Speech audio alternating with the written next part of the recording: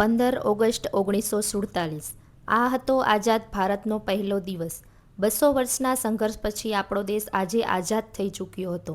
એક બાજુ કરોડો ભારતીયો આઝાદીની ખુશીમાં ઝૂમી રહ્યા હતા, તો બીજી બાજુ લાખો લોકો વિભાજનના દર્દમાં હતા। એ જ સમયે સવારે 5 વાગ્યે ઇન્ડિયા ગેટ પાસે આવેલા પ્રિન્સેસ પાર્કમાં લોર્ડ માઉન્ટબેટને બ્રિટિશ ધ્વજ ઉતારીને ભારતનો ત્રિરંગો ફરકાવ્યો હતો। એના સલાહકારોનું એવું માનવું હતું કે ત્યાં 30,000 લોકો આવશે, પરંતુ ત્યાં તો 5 લાખ લોકો ઉમટી પડ્યા હતા। કહેવાય છે કે દુનિયાના ઇતિહાસમાં કુંભ મેળા સિવાય આટલી મોટી ભીડ ક્યાંય એકત્ર થઈ નહોતી। લોકો એટલા નજીક ઊભા હતા કે તેની વચ્ચેથી હવાનું નીકળવું પણ મુશ્કેલ હતું।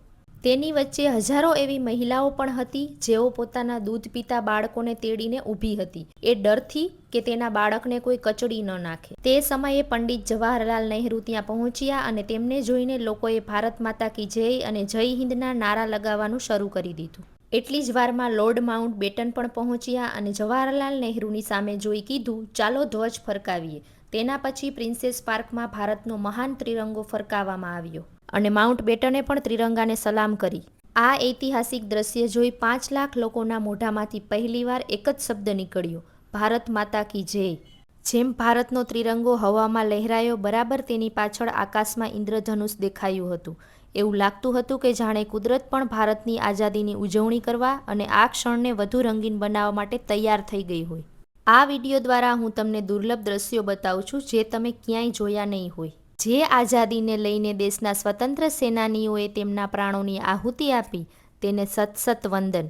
જ્યારે ધ્વજ ફરકાવવામાં આવ્યો ત્યારે લોકોએ મહાન ક્રાંતિકારીઓની યાદમાં 5 મિનિટનું મૌન ધારણ કર્યું હતું। 15 ઓગસ્ટ 1947ની સવારે 8:30 વાગ્યે લોર્ડ માઉન્ટબેટને જવાહરલાલ નહેરુને સ્વતંત્ર ભારતના પ્રથમ પ્રધાનમંત્રી તરીકે શપથ લેવડાવી। આઝાદીનો આ ઉત્સવ ફક્ત દિલ્હીમાં જ નહીં પણ આખા દેશમાં મનાવી રહ્યા હતા। બધી જગ્યાએ ભારતનો ત્રિરંગો ફરકી રહ્યો હતો। લોકો રોડ ઉપર દેશભક્તિના ગીત ગાઈ રહ્યા હતા।